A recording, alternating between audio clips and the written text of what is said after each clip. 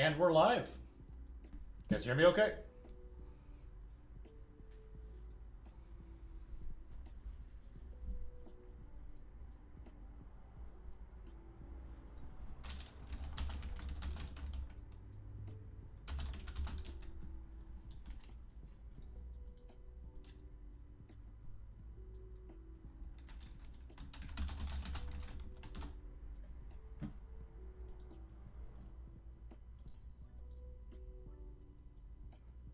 Which Frenchman has the best beard?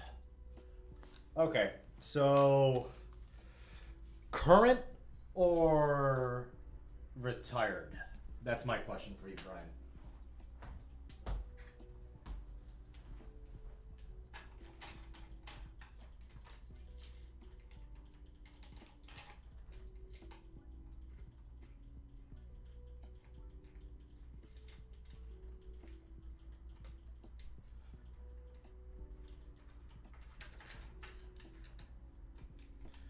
I'm gonna laugh if I break a racket on my very first live stream.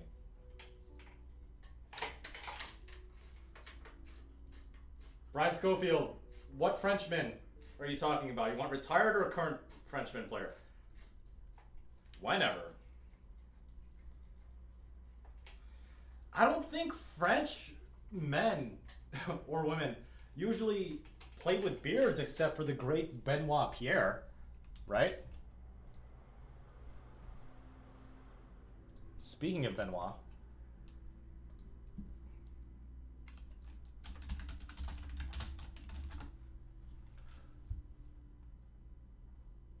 okay, let's take a look at this. Gasquet, obviously no beard.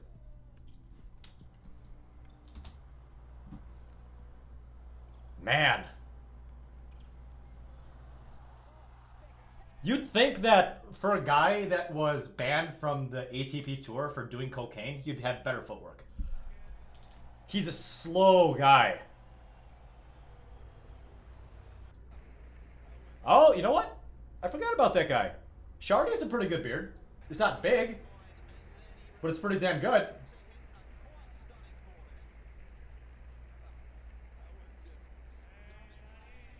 That was sick. Ah, you know what? I forgot about Sangha. A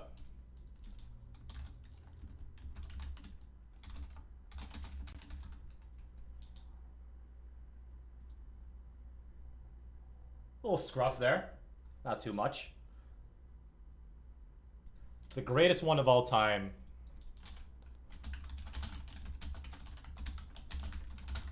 Is this guy.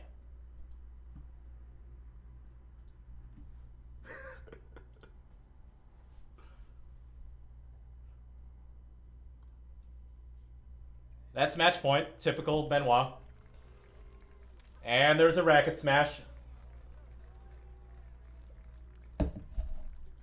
And this was a nice little embrace.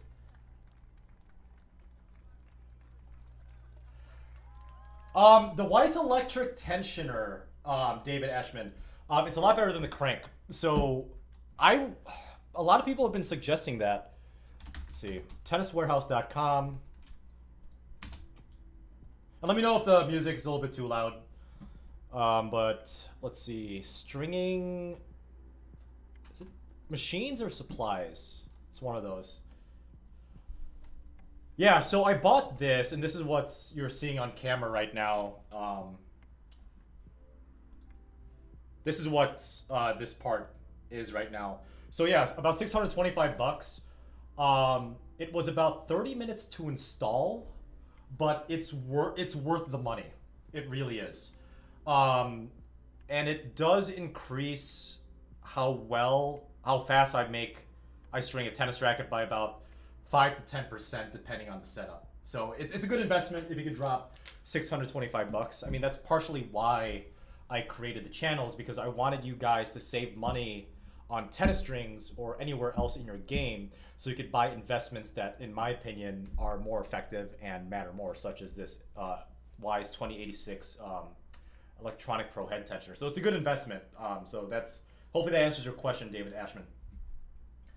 Oh, Ken. Yeah, that's awesome. So I'll talk more about essential tennis in a bit because usually when you think about the most successful tennis coach or tennis YouTuber for original content creation of all time, at least in the States, you'd think of, Texas, Florida, or, California, the warm weather states. But it amazed me that Ian, who runs Essential Tennis, is literally that indoor facility that you guys see from him. Let's see if I can bring it up.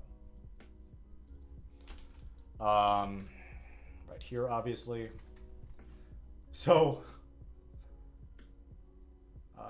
where's it going? Or the one with Scott.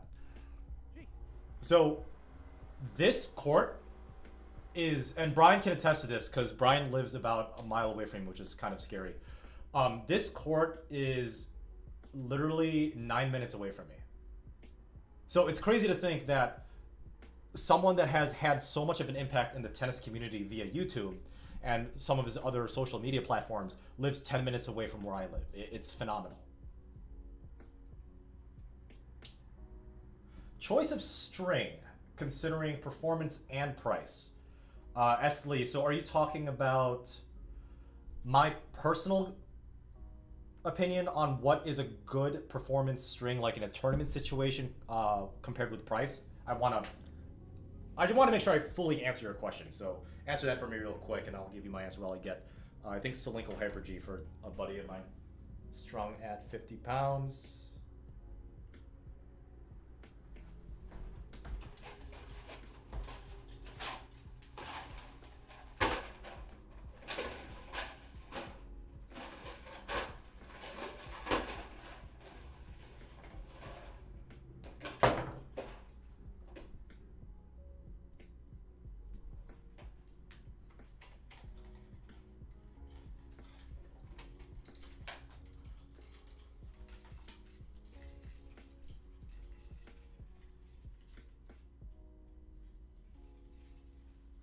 Yeah, so my personal choice right now, it was the Solinco Confidential, and then I started to get physically a little bit stronger, so I was able to take a little bit more discomfort on the ground strokes and serves. So it was the Solinco Confidential, right? It was the Solinco Confidential about, I'll say a month and a half ago. Brian Schofield can attest to that. And then now I actually am playing with a Hyper G at 55 pounds. And as I said with the string review, the Hyper G is extremely underpowered. It's one of the most underpowered strings out there. I think the only more underpowered string that I've reviewed so far is the Solinco Tour Bite, and I can't even play with that just because it just absolutely will put me in the hospital for arm or shoulder surgery if I keep using it. It's a good string if you could take it because the spin potential is astronomical. It's the most spin I've ever gotten from any type of tennis string, but it's not worth the massive amounts of discomfort. So yeah, right now I am using the Hyper G and I love it. But obviously, just because I'm loving it right now for my competition doesn't mean I'm willing to try other strings as well. So another string that was a pretty good one, a lot of people are recommending, is the Yonex. I think it's the Poly Tour Spin G or something like that. So in the next month or two, hopefully I could order more reels coming in, or not reels. God, that'd be awful. Awfully expensive. Hopefully I could order more packets to sample for you guys because I am running a little bit out right now. Ooh. Okay. What string machine do I use? Okay, so if you're in the market for new machines, I would highly suggest, Andy Chung, that you buy it used if you can, assuming people are selling on Facebook Marketplace or some sort of platform for bidding or buying or selling around your area. Because just like with used cars, for example, if you could find a damn good piece of equipment that's within range and it doesn't look too beat up, and the person that's selling it seems well-to-do and not sketch, I would say do it. So what I use right now, obviously I don't have the crank anymore. I have the electric tensioner as I pointed out earlier. But right now, this modded machine was originally the Gamma Progression 2. Obviously it's standing, so it came with a mount. And similar to what I suggested, one of my former students that I think he already graduated college, which is kind of crazy. But one of my former students went to University of Minnesota and had to get rid of a string machine. So the mother contacted me saying, hey, are you in the market for buying a Gamma Progression 2? It's, lightly used. My student was the only one stringing it at home, and he's not going to be playing college tennis because even though he did win state in doubles, he's not going to be playing for Minnesota. Oh, God, no. So it's... I got lucky with this, so I used the crank for about 3 years until I finally got enough money in my spending account to be able to purchase this electric tensioner. So that's what I would suggest for you if possible. If not, unfortunately, you're at the mercy of the market. You have to buy it new. It is what it is.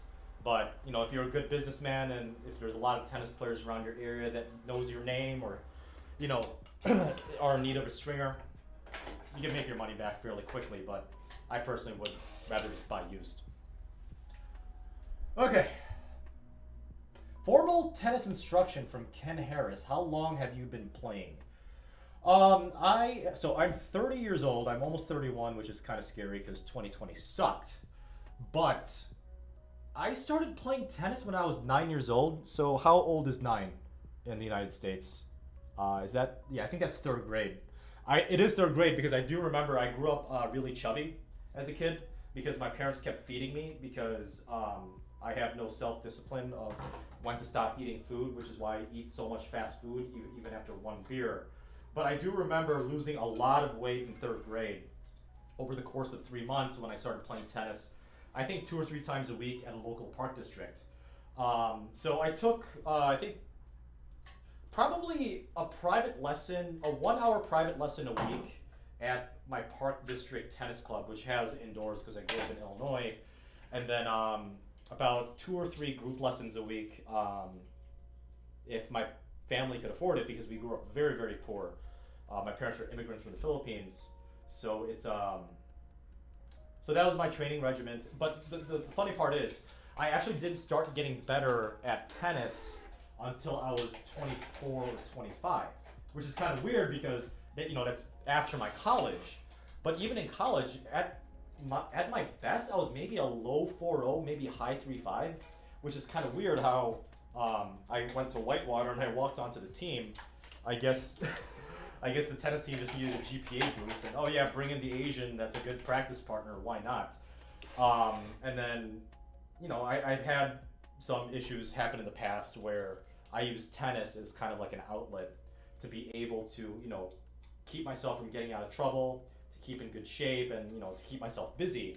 And eventually, I broke into the 4.5 range, and now people are saying I'm, at least 5.0, if not 5.5, which is a compliment in itself. So I definitely appreciate those things.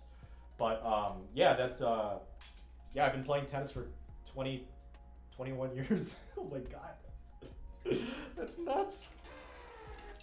I've been playing tennis for 21 years. So my tennis experience is now allowed to drink. How crazy is that? Hopefully that answers your question, Ken Harris. Rihao Wang, if I'm pronouncing that incorrectly, I'm sorry. Celeco Tour Bite.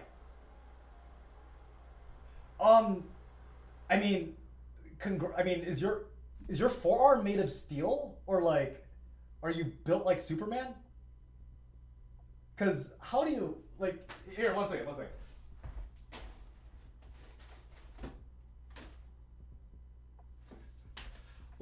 This has been on my radar. It's the Tour Bite Soft, but I'm afraid of actually trying it, Rio, because I'm afraid it's gonna mess up my arm again. Because I actually thought I needed to take about a week off of tennis after playtesting with the vanilla Celeco Tour Bite. So it's been, I'm afraid, but if it's working for you, good for you.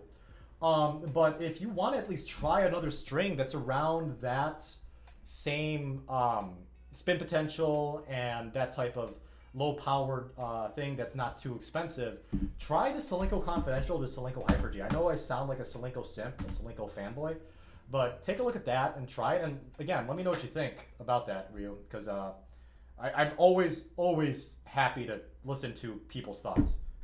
There are some people out there on Luxilon Alu Power comment that called me basically a freaking idiot. I'm like, okay, I appreciate your input, but you're entitled to your own opinion. Knock yourself out. So any type of criticism or different point of view. I mean, don't get me wrong. I'll take praises all day.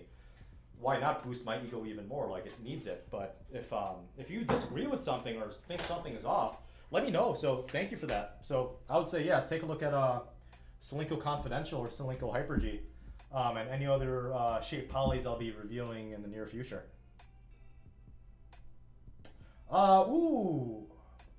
Walter Rama, a coding question. Brian, you want to answer this one too? Coding boot camps, I was very close to doing it. The only reason I didn't do it was actually not the price. Check this out. Forgot I had lights. You guys like that?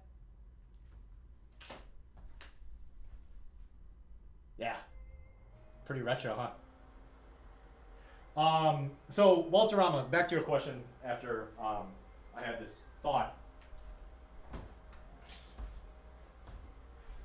The only reason I didn't do a coding bootcamp is because I got my first lucky break as an entry-level software developer in the Milwaukee area from an old coworker of mine when he knew that as a sales guy, I wanted to start learning how to code. So if it wasn't for that, I probably would have quit my job in sales and done coding doing the coding bootcamp full time. Now, depending on your financial situation and what obligations you have, like family or other things that are going to take time, a physical boot camp might not be a good option, especially nowadays when it's the pandemic of 2020 and how this election, which hopefully you guys aren't talking about the election in the chat, are happening. But if I were you guys, if you're thinking about becoming a software developer, I know this is mainly a tennis thing. Take a look at Team Treehouse. I'll show you guys this in a second.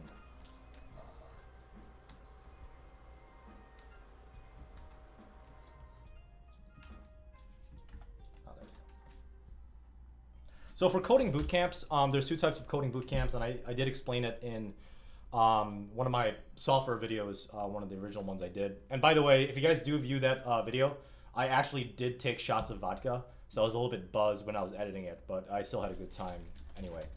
But if you guys want to learn how to code and you either don't have an undergrad in computer science or software engineering, or if you don't even have an undergrad in college, which is perfectly okay, try Team Treehouse. They are, I don't know if you want to call it a boot camp, but they have like a set path where you get like a pretty legit certificate.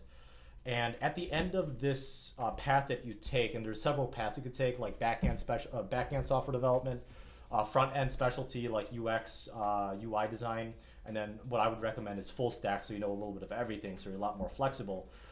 It's nice because they actually kind of guide you with not necessarily exercises, projects is probably the best word for it. And then you could use those projects as kind of like a portfolio, like kind of like what a photographer does.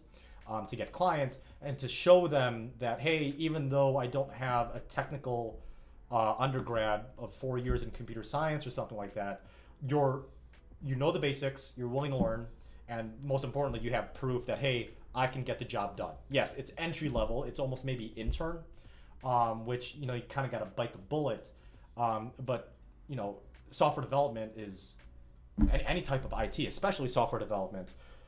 The money is really freaking good. So I would take a look at that and, let me know what you think about that.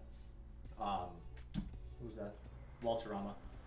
RPM Blast, Ruff, Safuddin Mohammed. So funny enough, let me go back here again.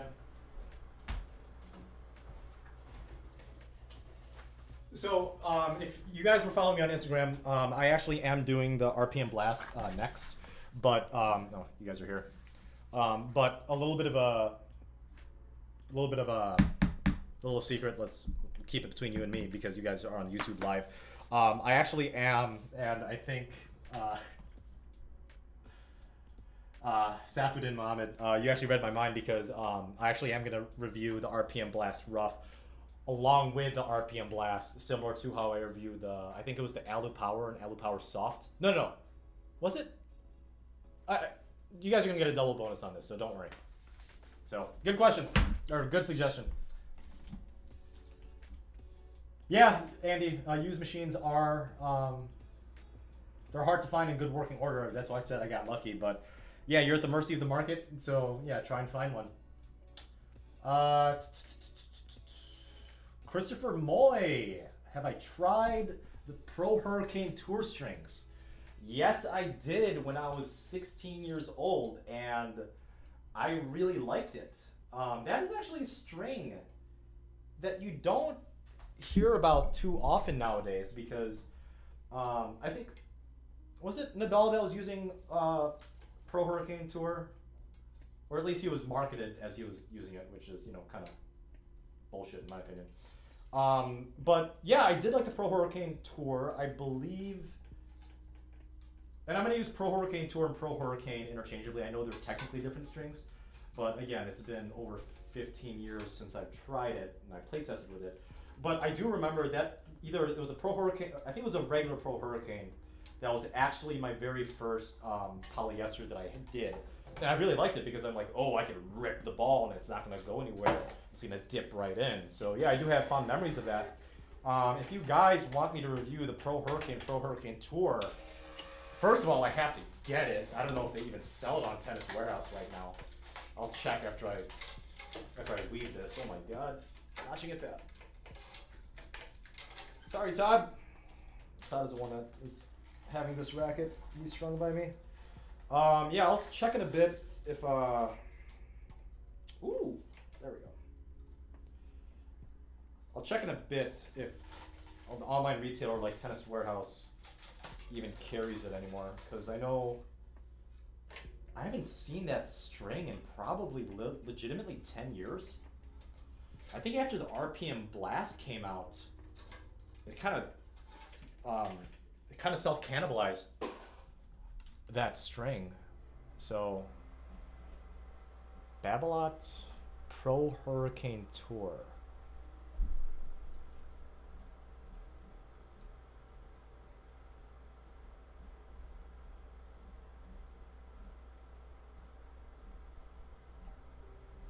Huh.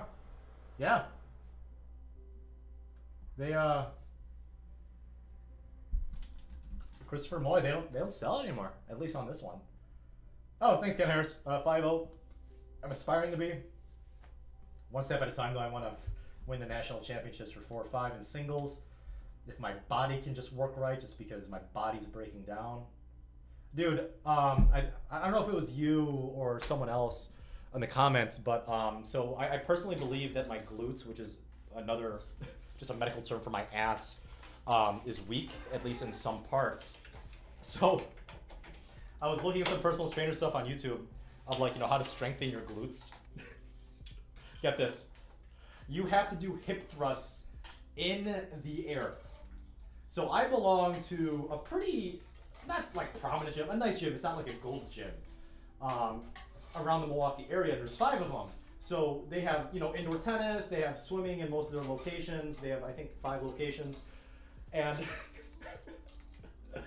like, so, there's plenty of different types of people there that are, well off. You got doctors, you got lawyers, you got kids in high school and college that are back home because of this COVID thing. Imagine trying to do hip thrust exercises for 15 minutes in a somewhat packed gym. Like, do you even make eye contact anymore, or what is it that you do that's like proper? It's kind of like that machine that, and from what I've seen, it's mainly the females, the ones where you spread your legs like in and out like that. I know it strengthens both the inside of your thighs and the outside. I get it, it's an important one. But my God, is that an embarrassing piece of equipment to put in a public setting? Like, that is I mean, what do you do when you accidentally make eye contact with that female that is doing that exercise? Do you just like glance away, or do you chuckle? Do you give her a glare? Do you start shaming her for trying to make her legs, you know, more flexible and strong, which I've never ever body shamed. But geez, man, like, what do you do? It's like putting like a deep throat machine right next to the squat rack. Like, geez, man. Oh yeah, it strengthens the esophagus. Yeah, it's good. It's good. Yes, it really hits the throat really well. Yeah, it's not sexual at all. Jeez.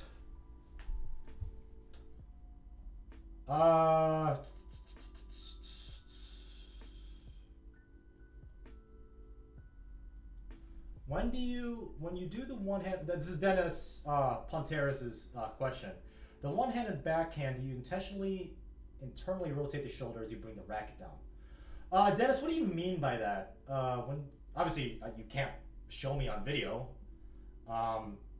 Internally rotate the shoulder as you bring the racket down.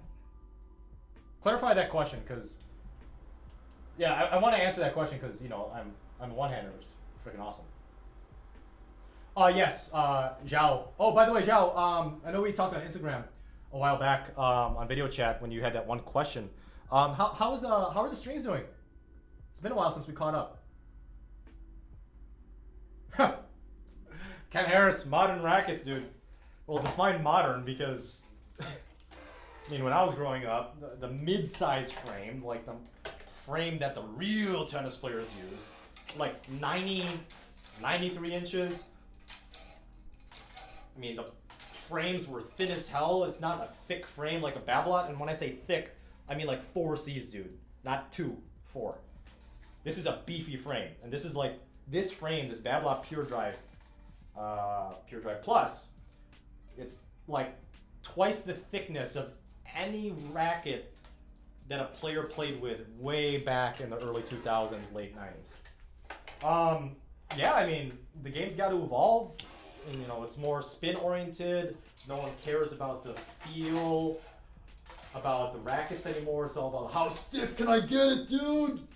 More power, more spin.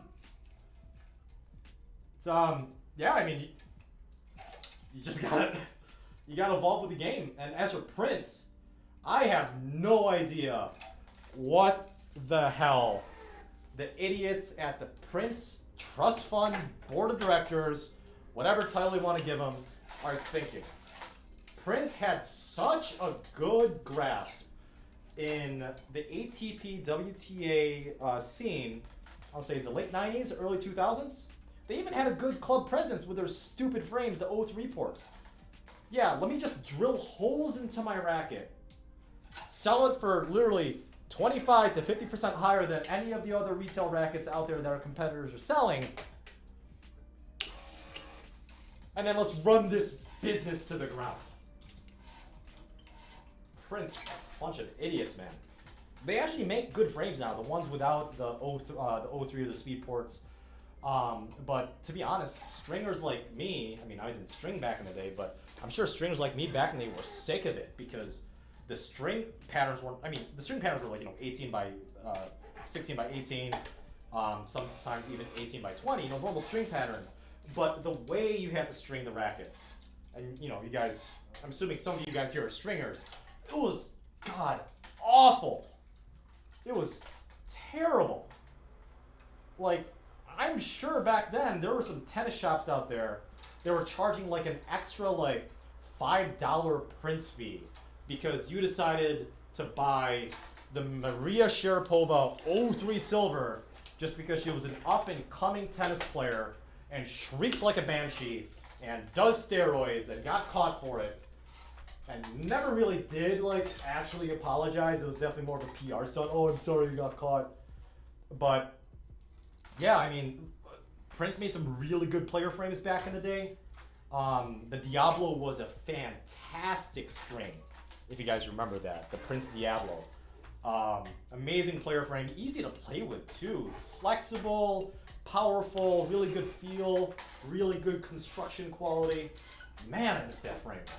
But yeah, I mean, Prince messed up. I don't know where they did mess up, but it's just like with any company, if they mess up, you know who to blame. The guy with the 3-letter CEO next to his freaking title on the email.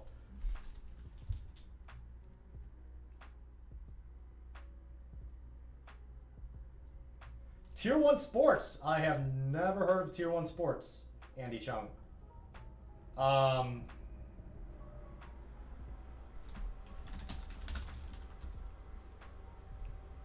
Ooh. See, this is why I like engaging with you guys. Because I would have never heard of Tier 1 Sports. I think it was like Snakebite or some of these weird, like, nowhere near mainstream tennis strings. Ooh. Oh, they have suggestions too. That's cool. Okay. I gotta try that out. In fact, you know what? I'll make a folder for you guys.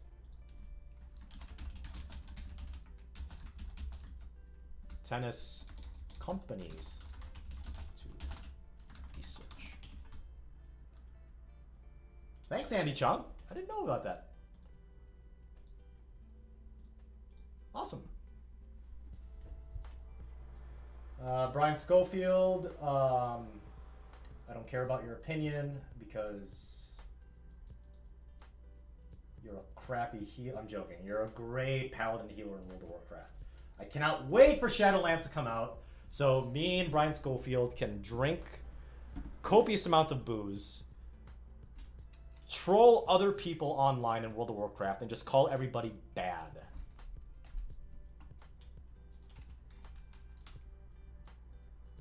Hybrid Gut Poly. Oh, sorry, Rio Wing. Nope, I do not want to lower my gauge because I don't want the ball to fly towards the baseline and pull a Steve. By the way, a Steve is when you hit the ball somewhat cleanly or, you know, overall cleanly, and the ball is at least 10 feet out, probably hitting the tarp on the fly while still rising. So that's what a Steve actually means. Brian gets that joke. But yeah, don't if I string my strings any looser, I'm gonna Steve everything. 17 gauge, yeah, breaks way too fast, man. I can't even play with 16L. It breaks way too quickly. Way too quickly. You're welcome, Alterama. Jean Lersaldi. Again, I apologize if I'm saying your guys' name wrong. I will not be doing a gut poly hybrid because I don't want to spend $32 for 1 hour of playing a really good feeling string bed and then the string breaking. Oh, Brian gets some Hurricane. Brian, is a Hurricane, is it 16 gauge? Because I want to try to stay consistent. Ooh, David Lee. Every poly? Oh, RPM power. Oh yeah, RPM team. Yeah, can you tell that Babla tennis strings? They're trying to market that they give them more topspin. Assemble Black. What do you think is? So your question is, what do you think what the best string is that I've ever tried? Assemble Brick. I want to clarify that question because there are the best strings given the price, and then there's the best string regardless of the price. Clarify that question, Assembled Brick, and then I'll get back to you in a bit. Oh, okay, so David Lee, like, I'm not gonna do it on YouTube. I'm assuming you're talking about the glutes, right? The hip thrust exercise. I have no problem shaming my body and pretending like I'm humping some sort of poor female on top of me that's invisible. I'm joking. I have a girlfriend and I love her to death. I can't record, or you're heavily discouraged from recording any type of video or photo while at the gym. So I will not be doing that.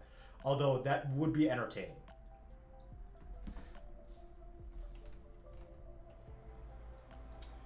Jean, good question about the finances.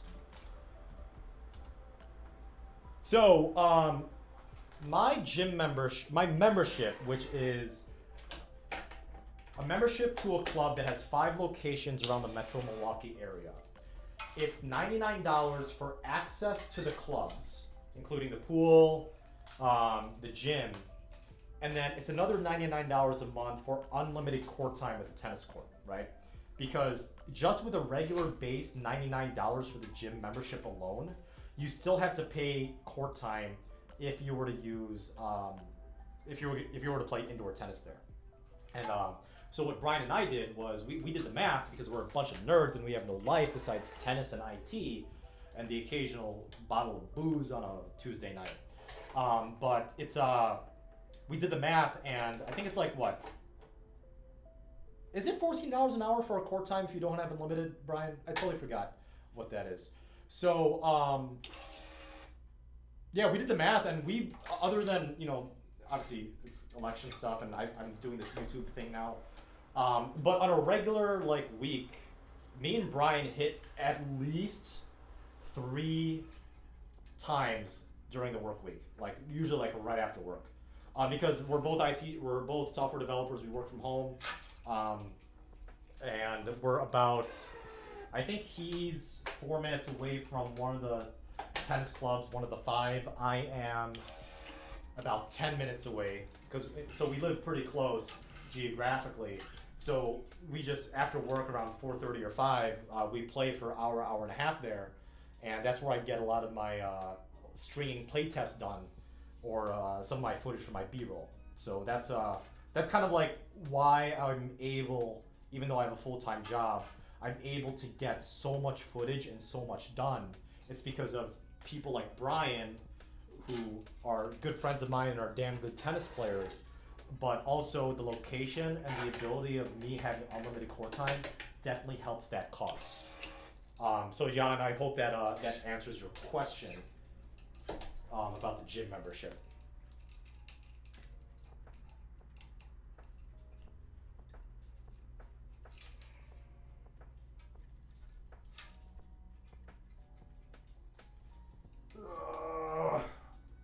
No! There we go.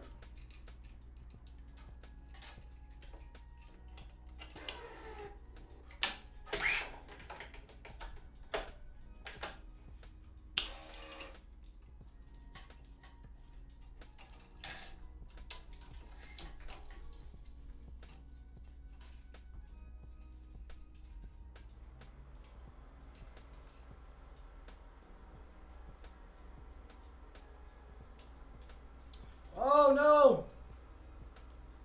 This one sucks.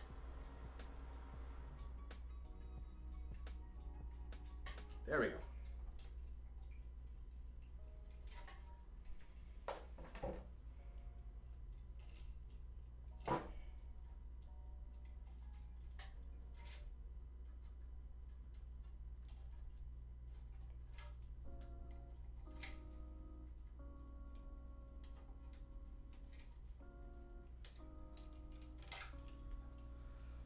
Okay.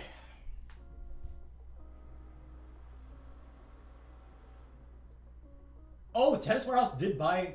Okay, that's a good move. Buy Tennis Warehouse. Hopefully they can knock some sense to that tennis manufacturing company. Thanks, David Lee. I didn't know that. Check out WD Strings for hot deals on strings. WD, huh? Are they on Tennis Warehouse? David Lee.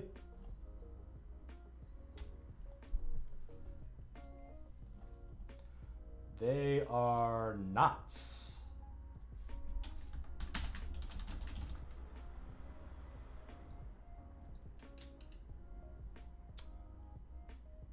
Oh, they make MSV? Oh, no, these guys are just an online retailer. Okay. I didn't know about that. Sweet. I didn't know this retailer existed.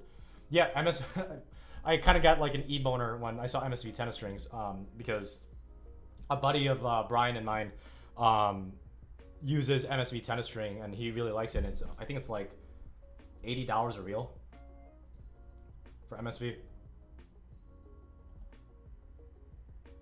Oh, it's a login for the price? That's stupid. Yeah.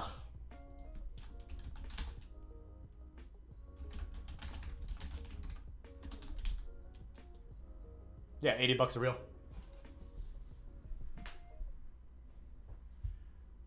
David Lee, I hope WAP means worship and prayer. I'm joking.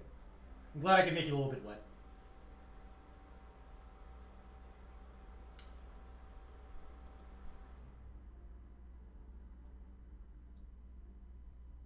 Yeah, Polytour Pro is a fantastic string, so Jow, so I'm glad I could help. What strings did I use in my last match? Is that the one with Topher?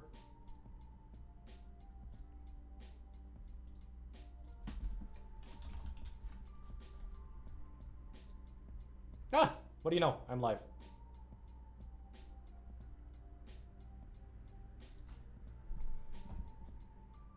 Yeah. Slowly go Hyper G.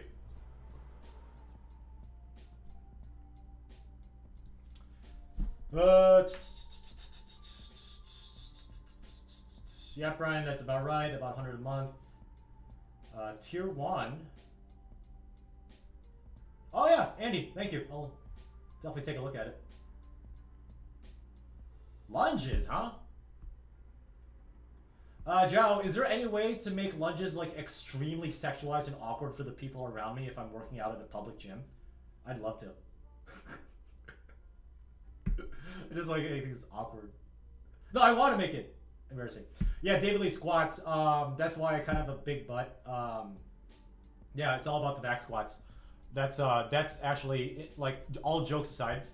I think back squats are the most important exercise for tennis besides the bench press, because we all know the bigger the bicep, the better the footwork.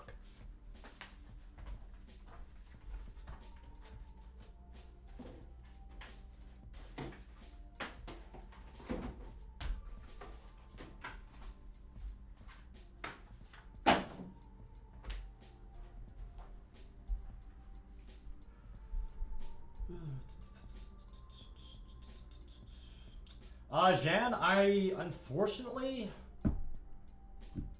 that's a tough one because I live in a condo right now. I don't have like a basement. Okay, so you probably shouldn't serve unless you want to Benoit Paire your racket if you have a low ceiling in your basement.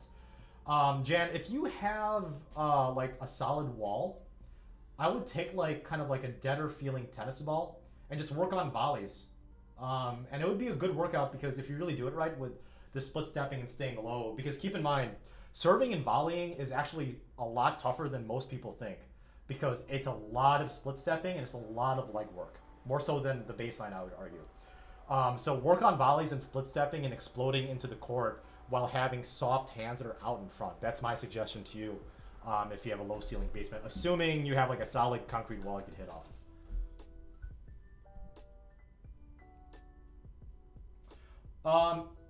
So if I supply the strings, okay, so if my client supplies the tennis strings, I only charge $10 for labor, right?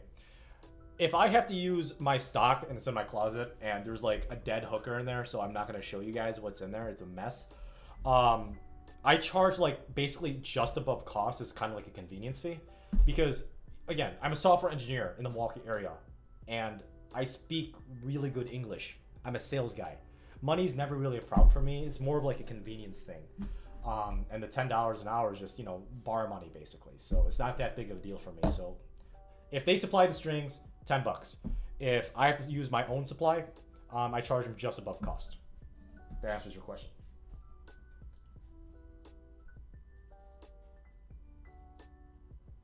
Chris, the service motion is service motion should be the same. You're just hitting the ball slightly differently.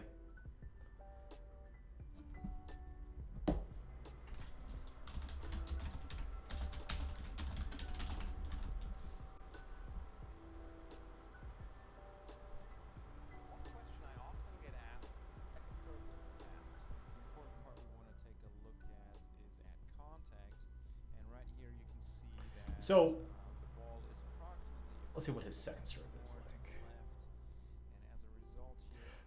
really the two biggest differences is your toss placement on a second serve is going to be more behind you, and by behind I mean towards the side fence, and you're brushing up and underneath the ball and maybe a little bit to the side if you really want to get that American twist.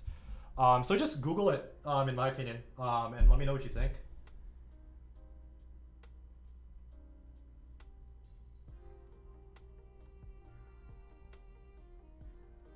Corrupt GT. So I actually had, it's a little story time. I had a two-hander up until I was a freshman in college. And my one-hander, which I actually think is stronger than my forehand, maybe not now because I've been working on my forehand for the past 18 months. But my one-hander, I still feel more comfortable attacking on the one-hander than the forehand. Like by attacking, I mean like flattening it out. And also, I really believe, and Brian can attest to this, especially when me and him play doubles, my backhand return is at least 2 steps above my forehand return in terms of quality, in basically every way, shape, or form. So I don't know why people, when they see the one-hander, typically they think, oh, it's the weaker stroke in almost every sense of the word. But in doubles especially, when I'm able to really step in even on a first serve and really, put my legs behind the shot, I can rip it. The forehand, not so much. The forehand, I put way too much spin on it to flatten it out. But, so I switched when I was 19, and I kid you not, Corrupt, the only thing I really did other than hit a lot of tennis balls was I literally watched Stan Wawrinka, Roger Federer, Grigor Dimitrov, Denis Shapovalov, minus, hitting the umpire in the eye, and Richard Gasquet, slow motion YouTube videos, and I would ingrain that in my head every single night before I went to bed. And then I'd wake up in the morning, and then before I hit the tennis court and practice on my one-hander, I would watch that same stupid video again, and get that in my head because we're visual learners. And that's what I did to learn a one-hander. No private lesson. Love it.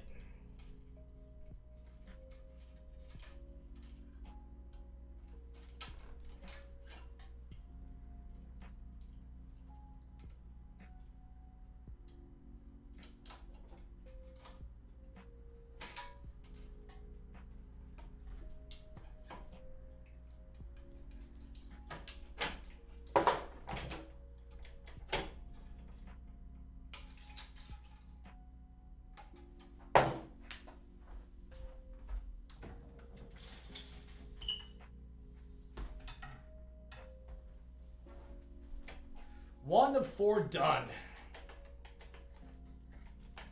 Ooh, a Reel of Polytour Pro is 95? Woohoo!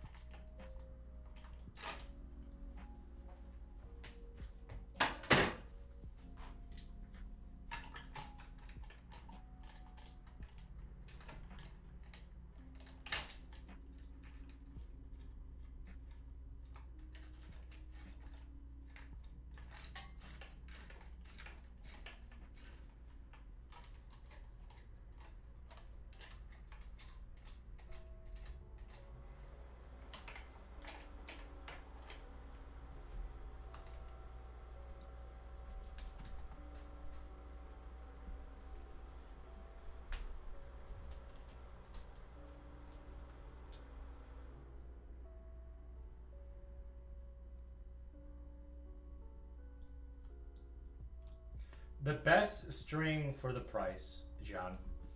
Here, a little secret of mine. And this is one of the very first secrets I told Brian Schofield, and it changed his life. Because Brian also strings at home, because he's a smart guy and he wants to save money. But I think my setup is a little bit more professional than this. But let me show you the best string for the price. And oh my God.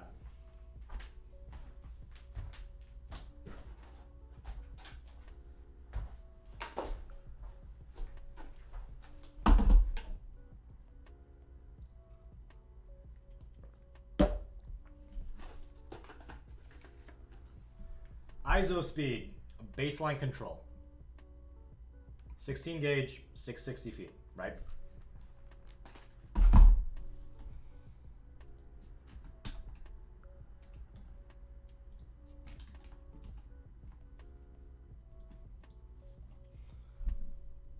Can you guys guess how much a reel is of this? Come on, give me some guesses. No cheating. Give me some guesses on ISO speed baseline control. And there's a reason I'm grinning right now. I want to see you. And Brian, no cheating. Don't give away the answer.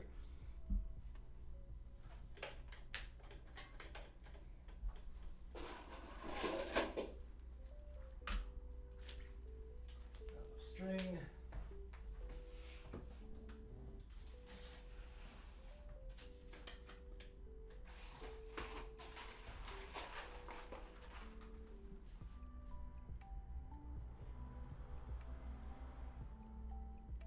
Oh, you guys guessed it. Oh, David Lee. Nice.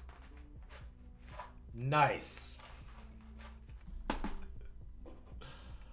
ISO speed baseline control.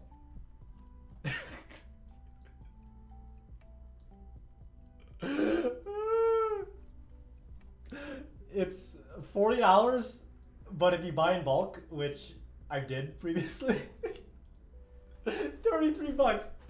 How stupid is that? And don't get me wrong, it's not nearly as good like as an RPM blast. Don't get me wrong, but the thing is, if it's like your off season and you're just training and you're working on fitness and you still want to keep in good shape, why wouldn't you do that? You break that down. Let's say $40 a reel. That is $2.50 per full bed of material on one string job. $2.50. It was such a good secret, and I can't wait to review it. Oh my god. I've saved my friends, I shit you not, tens of thousands of dollars, like cumulatively, because of that. Like, hey, you're out of college, you want to pay off some debt, and you still want to play tennis? You know how to string your own rackets? Dude, buy this string. Oh my god.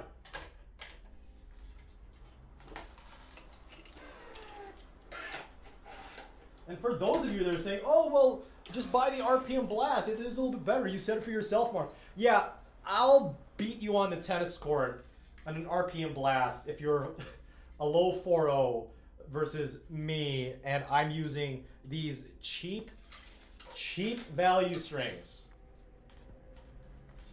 Tennis strings don't make you a better tennis player. They just don't. It's not a thing. That's like saying, oh, I bought a BMW instead of a Honda Accord, therefore I'm a better person. No, it's the same thing. It has 4 wheels, it has 4 doors, it has a windshield, it might have a spoiler, but it gets you from point A to point B. Yeah, it might look cooler, there might be some things, but the end goal is, god damn, the end goal is the same.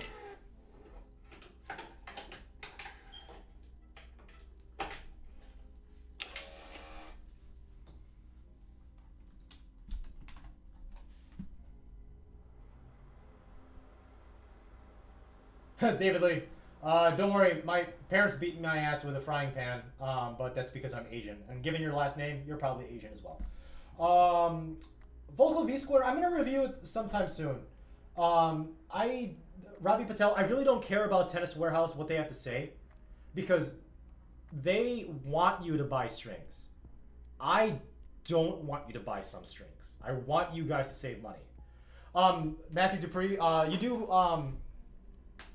bench press helps with biceps a little bit. It's more chest, shoulder, and tricep, but it still helps with the bicep a little bit. But if you want bicep, you 3 exercises is the arm curl, which is, ooh, I'm looking good here today. The arm curl, which is you hold the thing, you go up like this, and then you do the arm curl, but it's to the side to really get this part of the this part of the bicep. And then the third one is tren or steroids. That helps with the bicep too. It might be illegal, but everybody does it anyway. It's like speeding. Ask your guy at the gym. Oh, 65 a real David Lee. Awesome. Dead hooker. Yeah, I mean, I don't know. Just don't tell the FBI.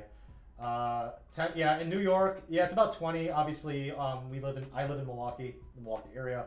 So, you know, we got the price thing. Some guy on my YouTube comment said, in the Philippines, it's like $1. Well, yeah, I mean, this is not like a shame because I'm Filipino, but I mean, it's literally a third world country. So the prices of a cup of coffee in the Philippines is going to be a little bit more different than a price from a cup of coffee in Dubai, or Abu Dhabi, or New York City.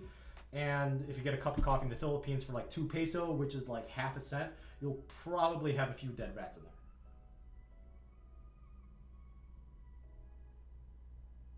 Yeah, Red Dot Balls Jam might be a good one too. Don't get me wrong.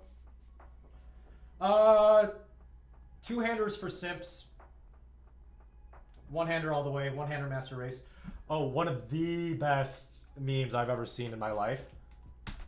I did post this on my Instagram.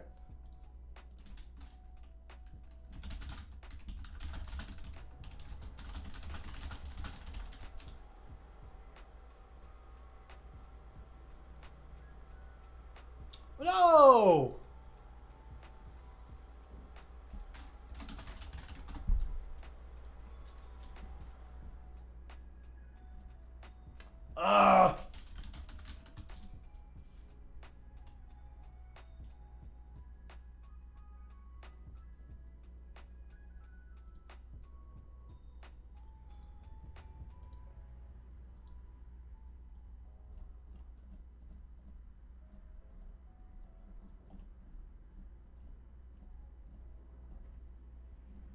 Where is it?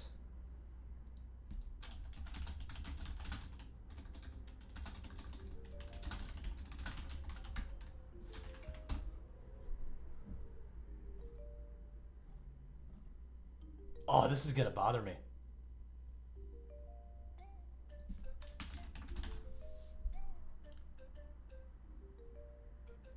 Oh my god.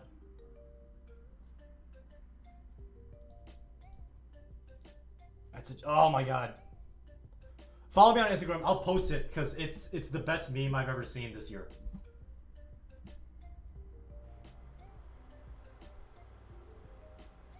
Bautista, the Ultra Cable. What is the Ultra Cable?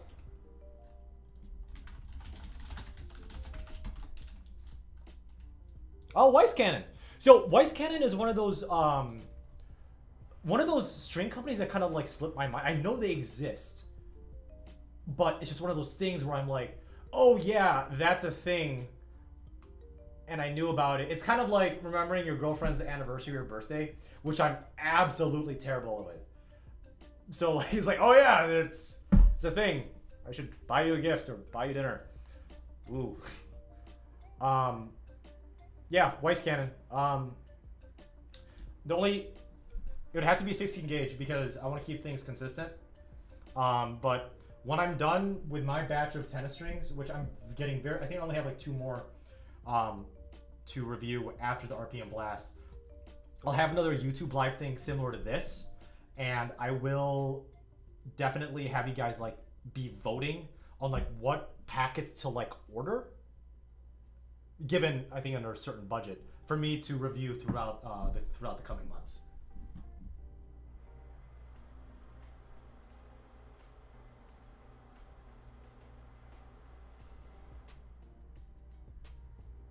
CJ Cobb. So 30 years old. It's not as old as you think. I'm saying that as a 30-year-old. Depending on your background, your athleticism, and you know what other sports you played growing up, what I would do is get an indoor tennis membership.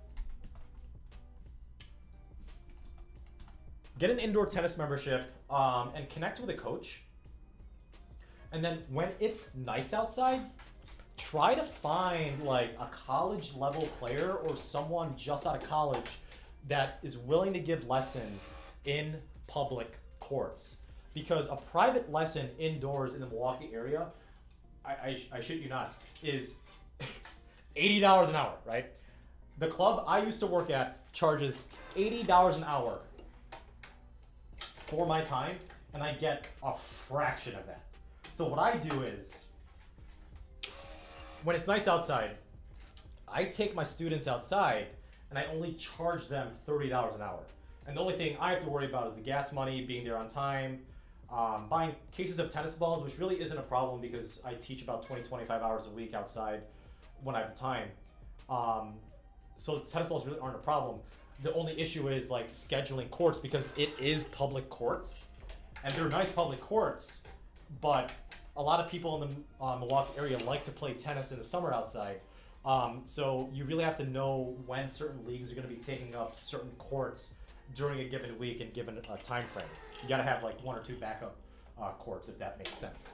But if I were you, get connected with a coach at your local club, and then have that coach kind of give you suggestions on who can kind of like help supply you with really good lessons for a fraction of the price. Because you don't want to pay $80 a lesson every single time you see that tennis coach. That's stupid. Find a college kid that knows what he or she is doing and just go to a public park when it's nice outside. Obviously, that's very dependent on where you live. We've been blessed here in the Milwaukee area to be able to play tennis basically anywhere as long as you know where the tennis courts are. That's what me and Brian do all the time.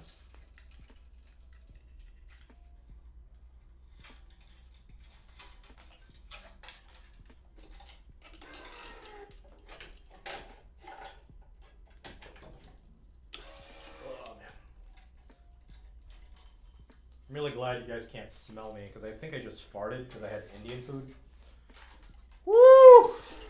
That butter chicken extra spicy!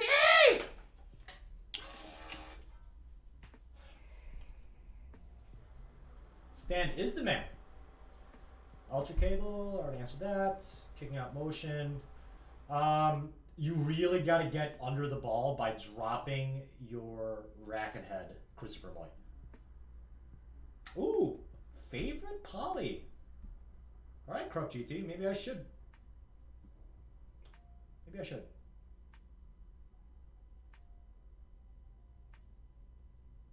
You tried sending me an email? Are you blacklisted?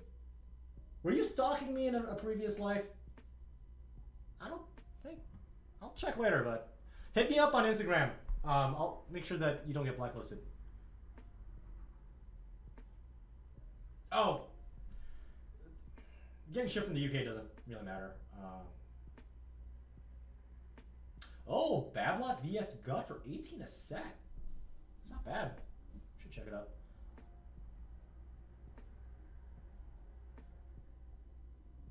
Yeah, David Lee, it is cheaper than Synthetic Gut. It's freaking phenomenal.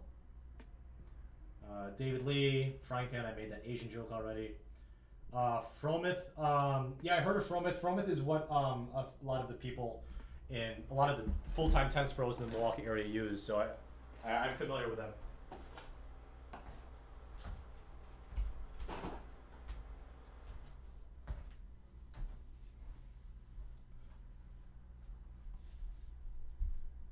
Ooh, vocal V square. Yeah, it'll be in the batch. Don't worry. Left arm, right arm comparison. Does that help? Is that acceptable?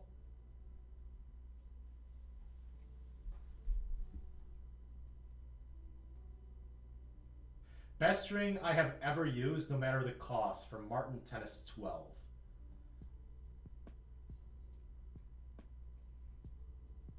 Let's stay with Poly. All right, Martin Tennis 12. I would say, no joke, best overall string.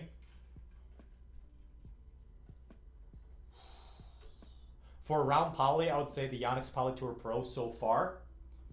For a shaped poly, the Hyper G.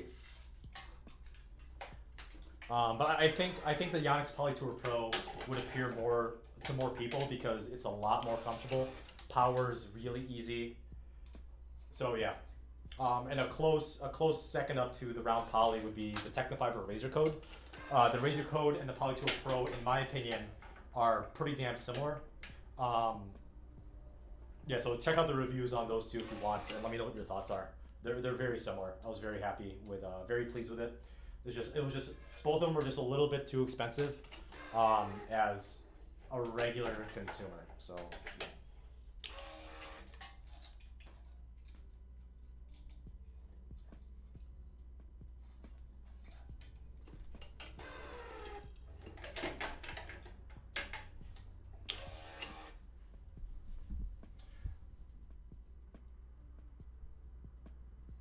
Yep, I'm Filipino.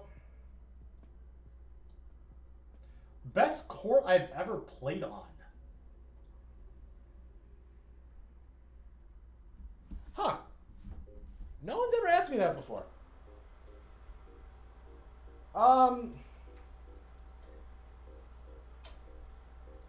So when it comes to hard courts, at least, you actually don't want to play on newly surfaced hard courts because you're probably going to break an ankle.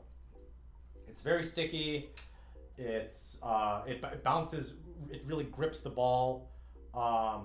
It's basically like walking into a 14-year-old teenager's room without knocking on the door and without any type of forewarning. It's just sticky and it's grippy everywhere. It's disgusting. So don't play on brand new surfaces, surfaced hard courts. The definition of the best hard court is you basically just want a consistent bounce. There are some clubs around the area for indoors and where I play where it's very consistent, it's predictable, no surprises. There are some of them that aren't. So I don't know if I can really answer that question with to a certain confidence level, to be honest. But I have played on grass this summer. I played on grass 3 times. And I will tell you right now, as a high-level singles player, and I love Roger Federer, grass sucks. Oh my God. It's the worst surface ever. Dude, you're slipping and sliding all over the place. You change direction, you're second guessing yourself 4 times and the ball's already bouncing and the ball's not even bouncing that high. It's freaking terrible. Never play on grass. I mean, play on it once because it's a good experience, but don't play a tournament on grass. It'll crap on your UTR.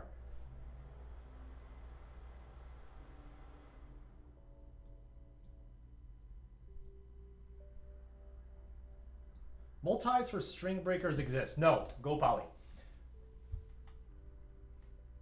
That's Kyle Garingalaus. Sorry if I'm butchering that question. What string machine do I use? I have the Gamma Progression 2 modded with the Electric Wise Tensioner. I think it was a 2080.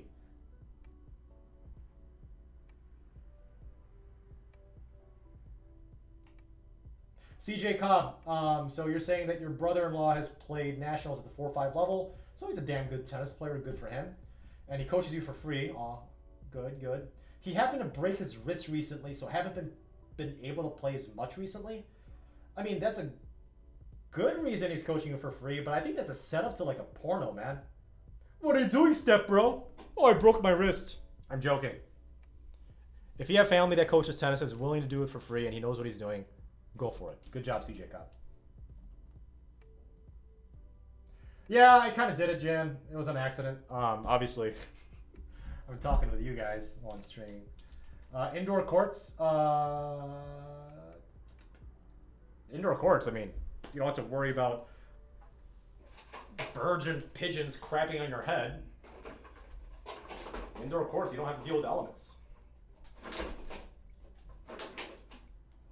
mean, the advantages for indoor tennis courts is you know it's always going to be there, rain or shine. You can play on it 365 days out of the year. Cons are, it's not free. Yeah, there's some outdoor tennis courts that aren't free, but indoor tennis courts definitely are not free.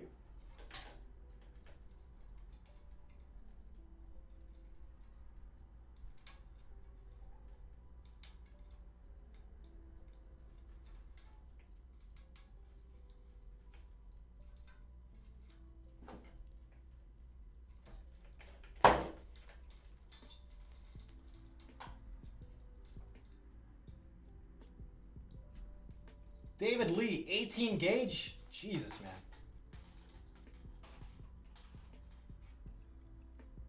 I haven't played with a head hawk or head hawk touch. Well, according to my Asian friend David Lee, it sucks, but if you want me to review it, hang out with me when I do that bidding for what strings I'm going to bring up next. I'll be happy to at least consider it.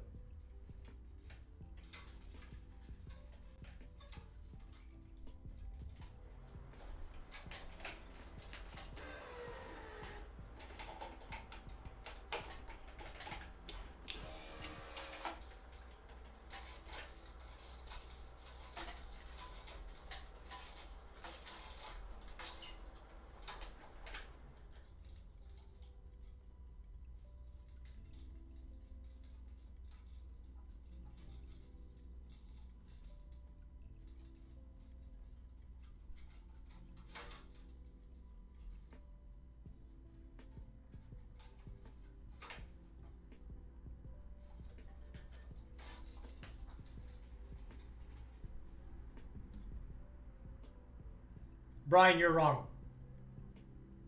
It was not fun, and you were never in Ireland. I don't care what you say.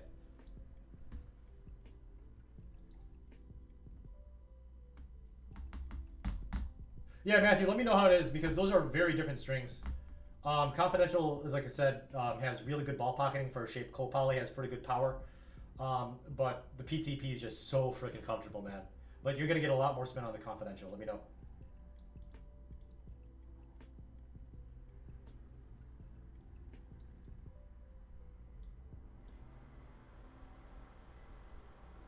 Jan Makareg.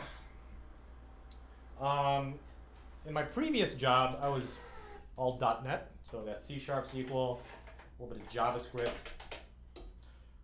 But right now, my company is using AWS as a platform. So our Lambda functions are a mix of Python, which is a fantastic language, and oh my god, it's so quick to load up when it gets called as a function. And then a little bit of .NET Core still, because that's what the legacy programs are kind of made from. So if the program is kind of like bigger than it probably should be, coming from a microservices background, we'll usually just keep it in C# and just deploy it as a function and just hook it up to the events on Amazon CloudWatch. Or sorry, Event Bridge, where the rules kick off with certain JSON parameters.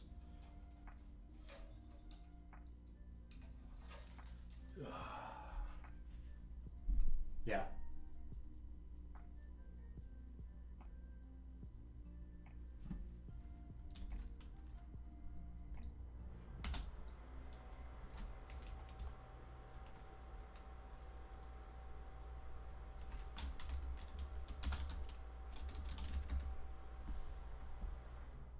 Oh, I love this bleach hair.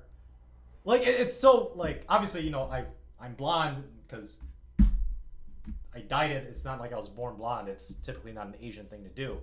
But, like, I just love this, like, chameleon, douchey, hey, look at me, I'm important kind of look. I want to look different.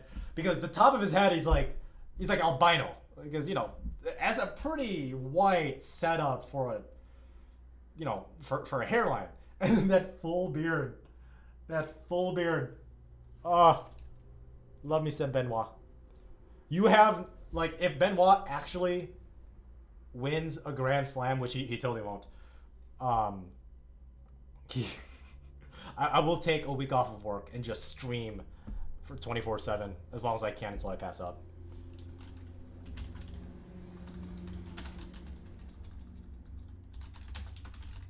I'm gonna continue this video. What's up, Megamind?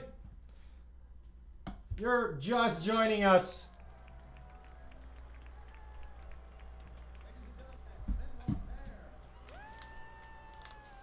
I'm surprised I didn't flick him off.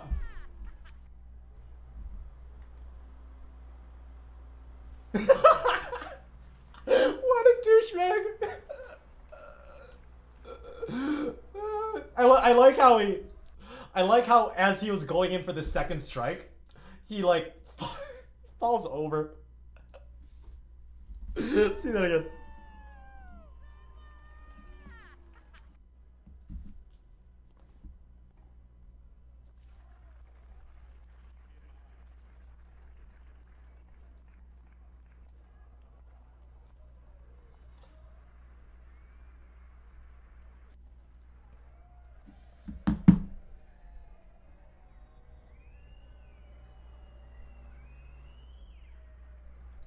Oh yeah, Megamind. There's a reason why I'm asking everybody to not talk about things that are happening right now. You guys want to hang out?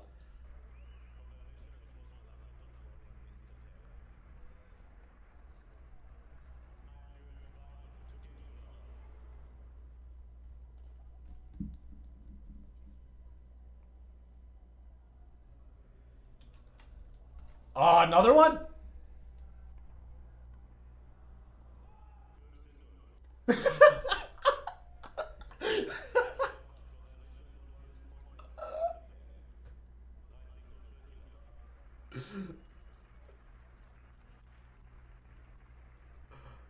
Oh yes, come on, come on.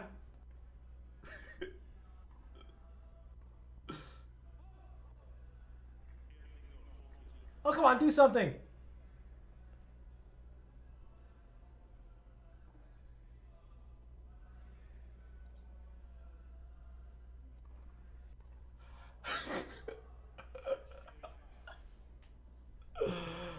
Okay, so honestly, like that's a tough one. Obviously, he deserved every single point penalty except for maybe that one, because what he did.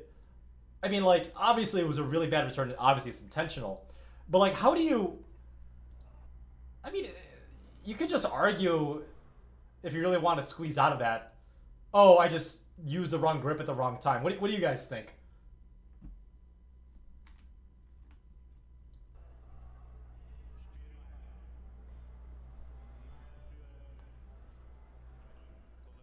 So what shot?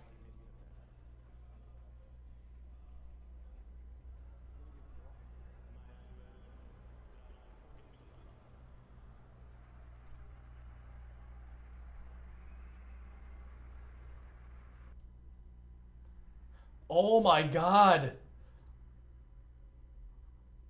Look at that guy's service motion.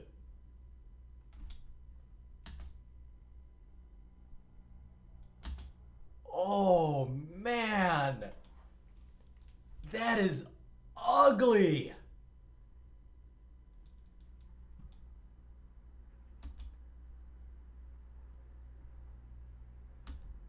Oh, I mean, he makes solid. Obviously, he's a professional tennis player. Don't get me wrong, but like, come on, man. I mean, have some aesthetics.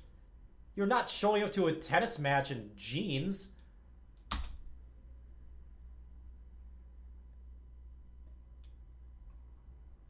Oh, good effort. Bernard Tomic level. Bernard Tomic level. Beautiful. Oh, no, no, no. David Lee. Ronich is much thicker than that. Ronich is. Oh, that's not Ronich. His girlfriend? Maybe. Look at that gut. Professional tennis player at its best. Woo, he thick. You know, he's relatively skinny here. Little schoolboy look. Looks like he's 12. And then quarantine hat. Oh, the motion. Okay. A little bit, a little bit.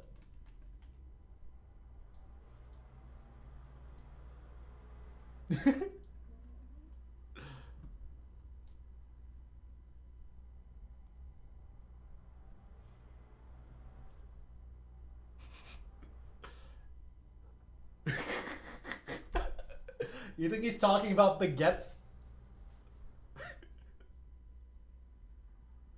The baguette was on the other side of the net. Oh yeah, I'm assuming it's more than 15 pounds because you know, he's like 6'4".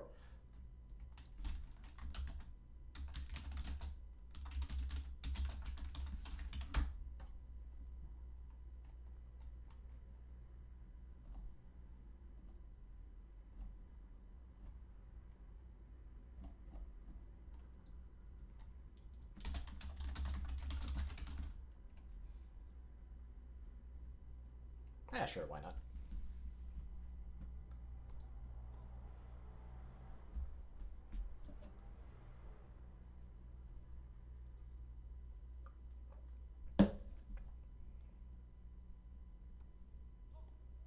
Ah, there's one. Ooh. It's gonna be a long video, boys. And I like how, like, almost all of his, a good majority of his second serve, his double faults, is the ball lands in the net. It's not even long or wide. It's like at the bottom of the tape. He knows it's coming. Shame on him.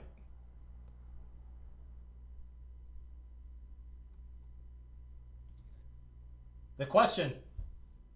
You think that's underrated? This is a joke, obviously. He's a top talent, but you gotta make fun of him.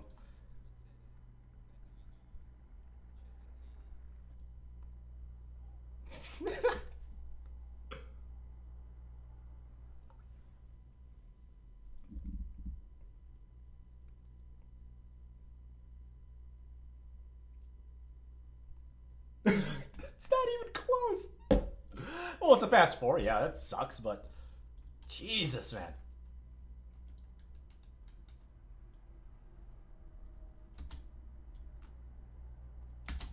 That's literally halfway up the net.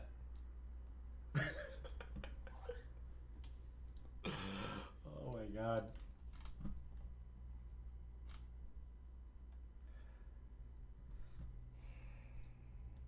Oh! Wanted to tell you guys a little bit of something. So,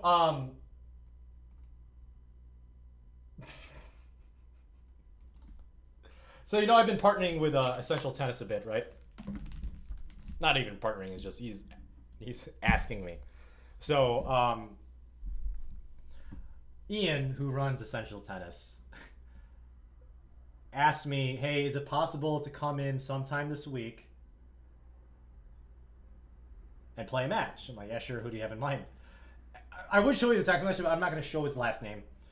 But he literally, okay, so his request is that I pick an opponent, right? Because Scott is a little bit injured. He's having some arm problems.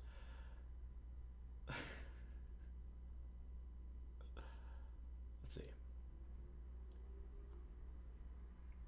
He specifically asked me, do I have anybody in mind that I'm 80% sure I'd lose to? 80%. He wants me. He wants me to lose, which is fine. Like, I get it. Because being undefeated at the Essential Tennis Tour, aka the ETT, not a good look. So yeah, I'm playing someone tomorrow at 3 p.m. That's when we're gonna record it. So I'm taking off work slightly early tomorrow to play a tennis match against someone I'm probably gonna lose to. And by probably, I mean like, it would take a miracle for me to lose against. So that means no, I'm not playing Alexander Zverev. No, I'm not. I'm playing someone that I'm going to lose to. So I have to pick this person, right? So I'm playing someone from Whitewater, which is where I went to school. Go Warhawks. If it wasn't for this whole COVID thing, he would have been playing number 2 in the lineup. Number 2 singles. Possibly even number 1. And he's 19 years old, and I am terrified that I'm going to get destroyed. So, that's all secret info for you guys. But typically what happens is it takes about a week to a week and a half for Essential Tennis, the team of Essential Tennis, to like edit the videos and properly, you know, put everything in place. So even though I am playing this individual tomorrow, he's an amazing tennis player. Oh my god! It probably won't be out until mid to late next week. Just a heads up, guys.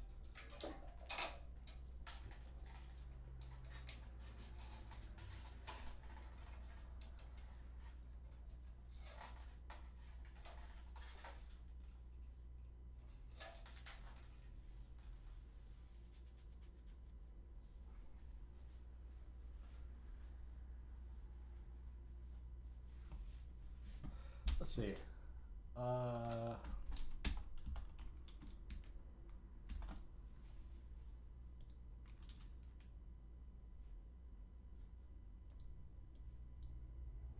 There's a chart about NTRP versus UTR, and I want to show you guys.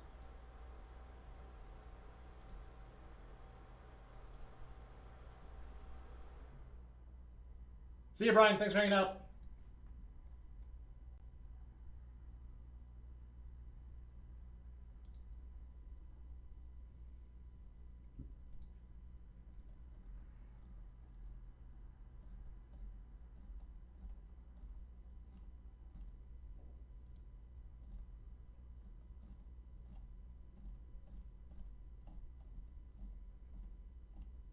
I can't find the chart now. What the hell? Huh. That's a shame. It was a good chart. There we go. Good old PDF.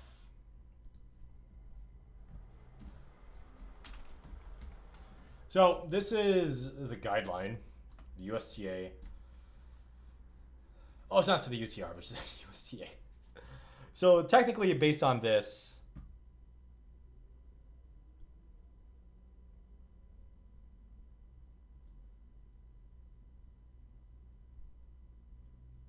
okay, I'm a 4-5 male. That's fine.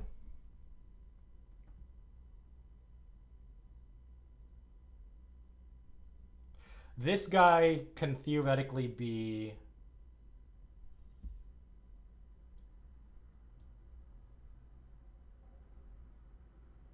based on this, the individual I'm playing, I know his name, I'm just not going to say it.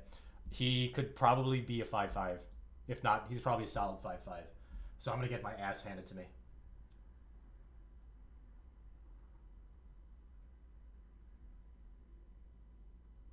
Roger's not in retirement. No, he just had surgery, right? So Jan, so funny enough, I did do that YTEX ambassador thing, and by the way, like in order for me to be fully transparent with the consumers, you guys who I do these videos for, obviously I revoke any type of ambassador, anything, any string I play test, I purchase at full retail price because that's the best, that's in my opinion the fairest way to do it. So I did try the YTEX ambassador thing, and I did play test the strings, like, you know, obviously I played with them, but I didn't do a full write-up review. I did comment on their Facebook stuff every now and then on how I felt about it. They make some pretty good strings. Not gonna lie, it's pretty damn good. So eventually, when I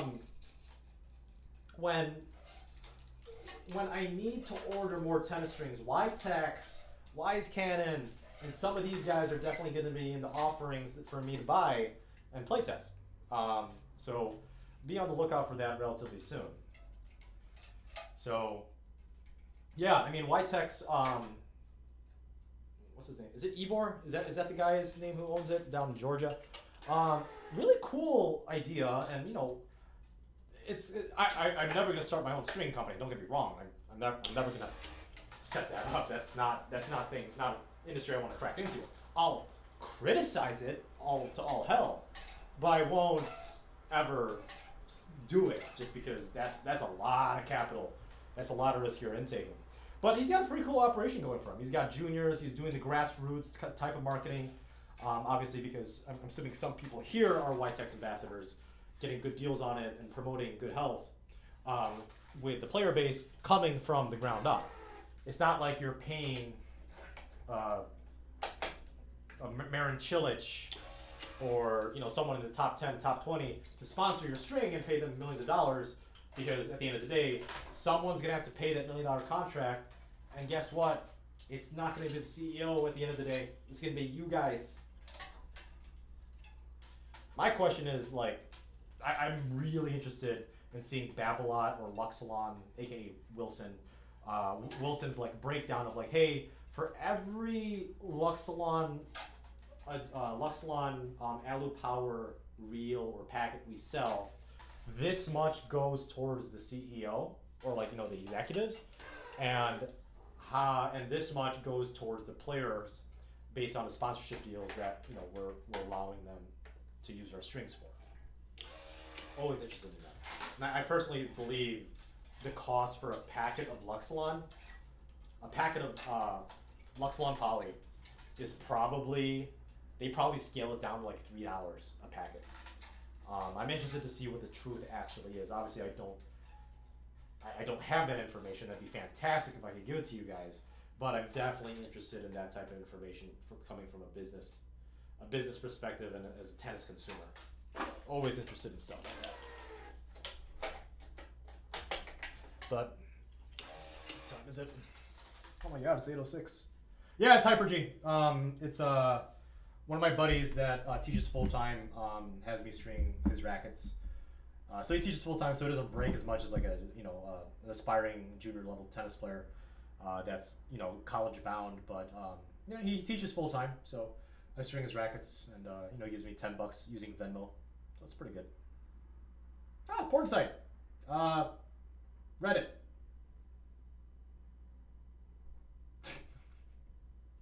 I'm not gonna talk about that here. These are nuts. Any other questions, guys, before I finish this racket off?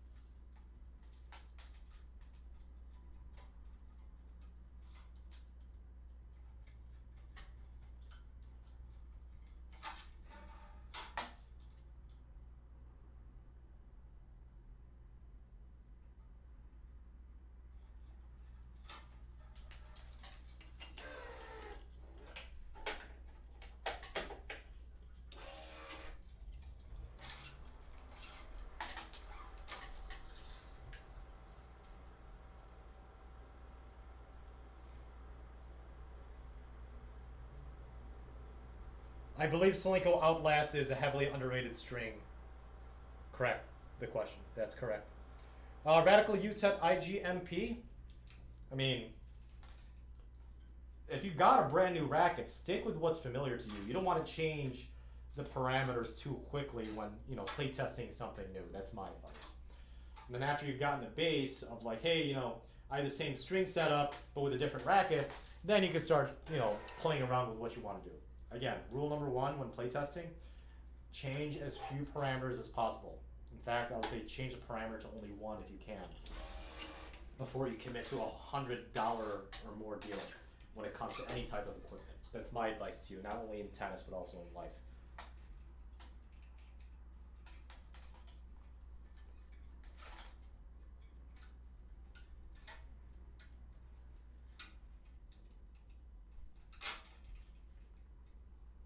How do I visualize my serve placement? That's a good one. I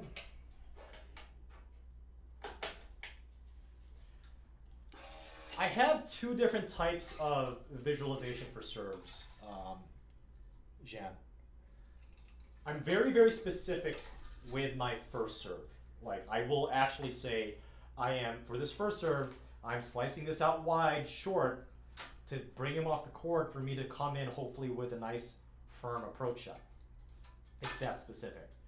And yes, I do actually not only vocalize it, I visualize it inside of my stupid head. Second serve, 90% of my second serve visualization is high to the backhand wing. It's as simple as that. I'm not that advanced yet for a second serve. Yeah, I'll win a few easy second serve points, maybe 2 or 3 times a set. But I'm not advanced enough to really be super specific on second serve placements. I just want to get that ball in play and not pull Alexander Zverev, but also not get clobbered because I left the ball short for a nice little poof ball for them to just hit an approach shot winner off of on. Does that answer your question, Jen?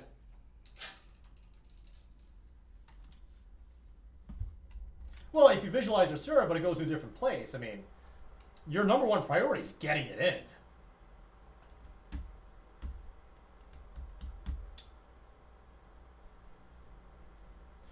Use Ovo. The big news is I am playing against a 5'5" level tennis player at the Essential Tennis Court tomorrow at 3 p.m. He's the number 1 or number 2 singles guy, assuming that there was an NCAA season in Whitewater, University of Wisconsin Whitewater, which is where I'm from and where he currently goes. He would have played number 1 or number 2. He's 19. He's a phenomenal tennis player. I'm excited, but I'm also nervous because I'm going to get murdered. And I have an undefeated record at the Essential Tennis Tour, which is just a term I made up. But yes, that is the big news. I got invited back again. So I think my schedule for Essential Tennis viewership, which drives in literally like 50,000 views per video over the course of a week, which is insane. Yeah, I mean, I'm gonna be playing this 19-year-old kid. I'm gonna be playing Scott Brody again when he's healthy. I'll be playing Eden Westerman again when he's healthy, and I'll be playing Ira, who was one of the first videos at Essential Tennis eventually. So I'm set up for at least four matches. So that'll be pretty exciting.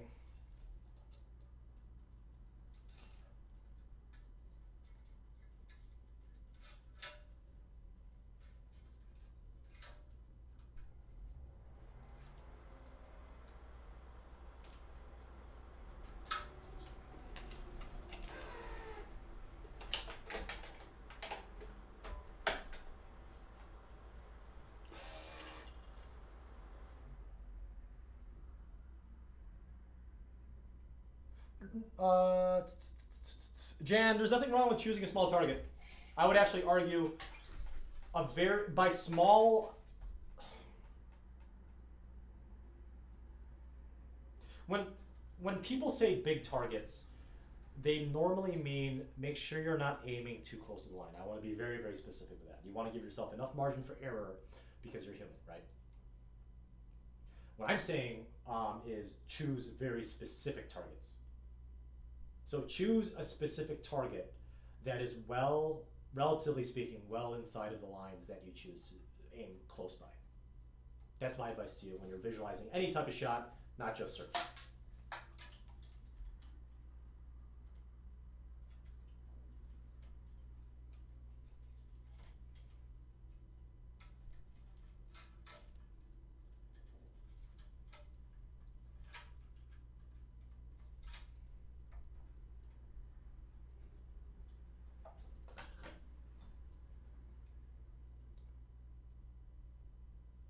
Oh, wouldn't it be convenient to use OVO if he happened to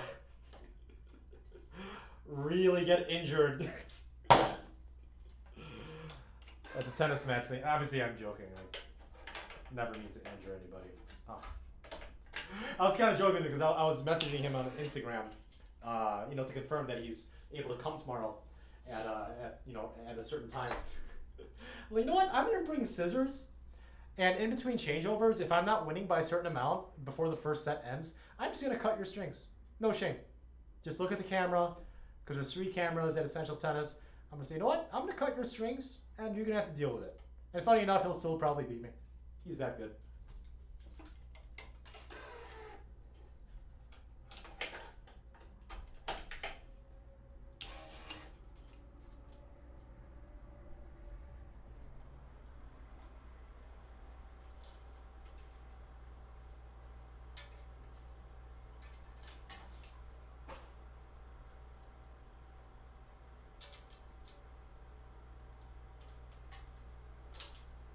Oh no!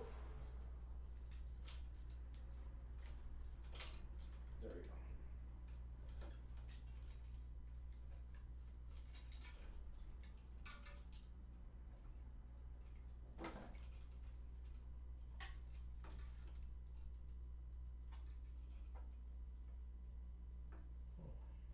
That was a crappy knot. I'm gonna redo that because I'm weird. That was an ugly, ugly knot. I think I did that.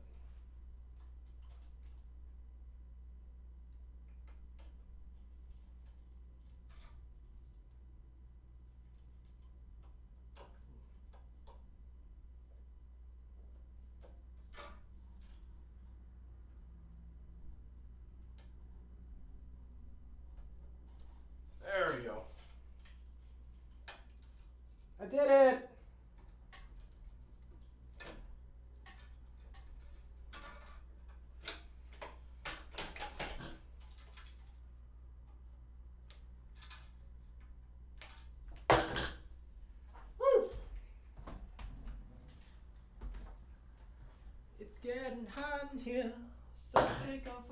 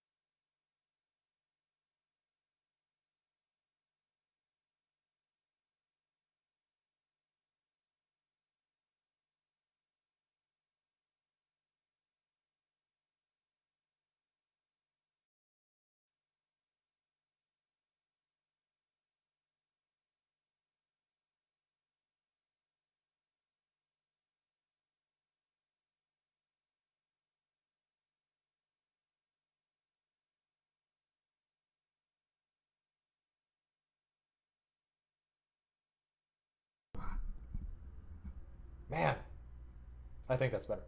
Okay. Audio check. So if you guys couldn't read lips when the audio was gone, um, the best tennis balls, if price really wasn't a factor, would probably be the Roger Federer Wilson tennis balls. I know I kind of sound like a fanboy, but they're actually really good tennis balls. But overall, if price and quality are like factors for you guys, I would highly recommend the Wilson US Open Extra Duty. The Wilson Extra Duty, yeah, it's a little bit more expensive. It's not as expensive as the Roger Federer ones, but they're damn good. So those are my favorite tennis balls. My saying's that bad, huh, David Lee? Man.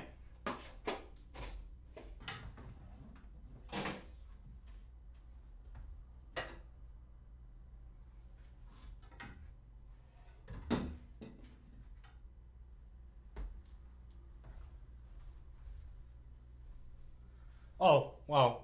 So when it comes to targets, when coaches say have your target be big, what they actually mean is have your target that you're aiming for not be super close to the line. Give yourself room for error. Similar to ground strokes with the net clearance.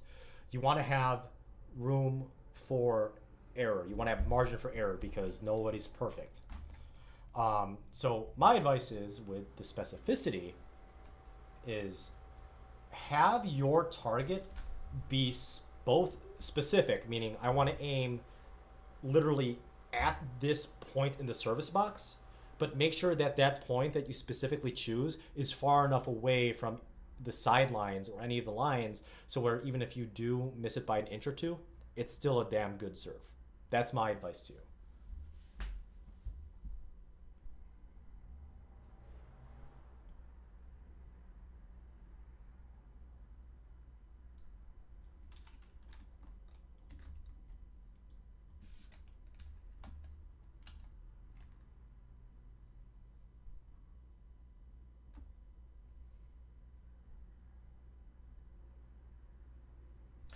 Air targets are good for neck clearance if you want to put like an extra piece of string that hovers about 2 or 3 feet above the level of the net to really visualize the height on the ball for ground strokes. That'd be a good option as well, Jen. All right, guys. Thanks for hanging out for my first one. Hope you guys had fun, learned something. Hopefully, I entertained you guys. I'll be doing this again Thursday at 7 p.m. Central Time this week.